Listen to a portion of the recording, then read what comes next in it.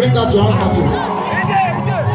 Listen, if you have a bottle water, bring it out, Raise them.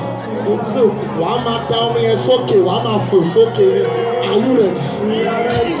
Oh, yeah, so I want to get them. Open up,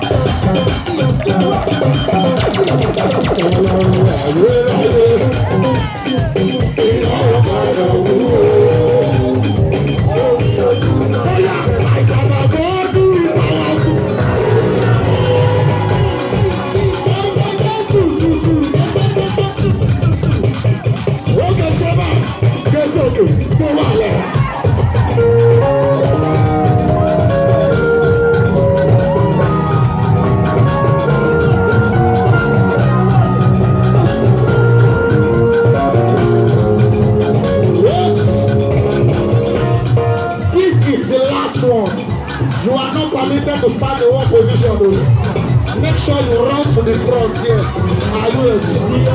Oh, yes, sir.